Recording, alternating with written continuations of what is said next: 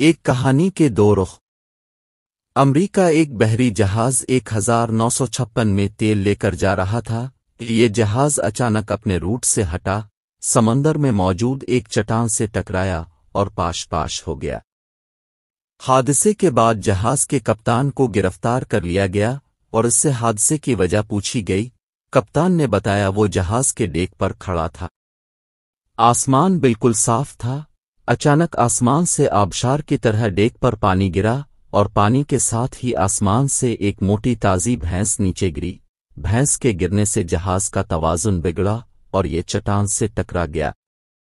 یہ ایک عجیب قسم کی کہانی کا کیا جواز تھا اور کوئی بھی نارمل شخص اس کہانی پر یقین کرنے کے لیے تیار نہیں تھا۔ اب بھی اس پر یقین نہیں کریں گے کیونکہ اگر آسمان بالکل صاف ہو، آسمان سے اچانک آبشار کی طرح پانی گرے اور ذرا دیر بعد ایک دھماکے کے ساتھ آسمان سے ایک بھینس نیچے گر جائے تو اس پر کون یقین کرے گا؟ کپتان کی بات پر بھی کسی نے یقین نہیں کیا تھا۔ آئل کمپنی نے اس کو جھوٹا قرار دے دیا، پولیس نے اسے مجرم ڈکلیئر کر دیا اور آخر میں نفسیات دانوں نے بھی اسے پاگل اور جھوٹا قرار دے دیا۔ کپتان کو پاگل خانے میں داخل کر دیا گیا۔ یہ وہاں 25 سال تک قید رہا اور اس قید کے دوران یہ حقیقتاً پاگل ہو گیا۔ یہ اس کہانی کا ایک پہلو تھا اور اس پہلو کو دیکھنے، سننے اور پڑھنے والے لازماً اس کپتان کو پاگل جھوٹا ہی کہیں گے۔ اب آپ اس کہانی کا دوسرا اینگل ملاحظہ کیجئے اور اس اینگل کے آخر میں آپ کو یہ کپتان دنیا کا مظلوم ترین شخص دکھائی دے گا۔ اس واقعے کے 25 سال بعد ایئر فورس کے ایک ریٹائر افسر نے اپنی یادداشتوں پر مبنی ایک کتاب لکھی۔ اس کتاب میں اس نے انکشاف کیا 1956 میں ایک پہاڑی جنگل میں آگ لگ گئی تھی اور اسے آگ بجھانے کا ہدف دیا گیا تھا۔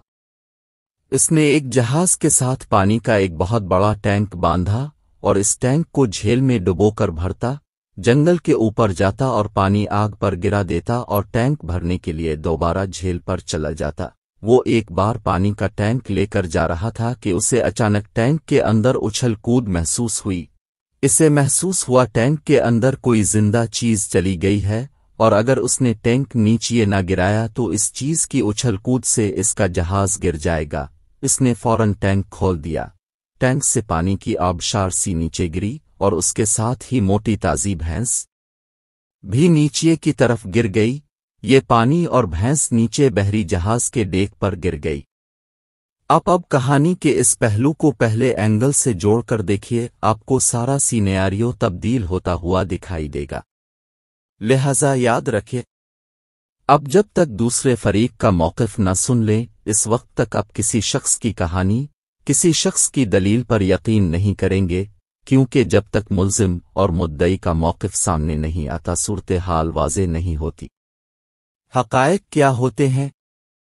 حقائق کہانی کی طرح ہوتے ہیں، اور اب جب تک کہانی کا دوسرا پہلو اس کا دوسرا اینگل نہیں دیکھ لیتے، اس وقت تک کہانی مکمل نہیں ہوتی، اس وقت تک حقیقت آپ کے سامنے نہیں آتی۔ لہٰذا زندگی میں جب بھی آپ ایسی صورتحال کا شکار ہوں، آپ ہمیشہ دونوں فریقین کو سننے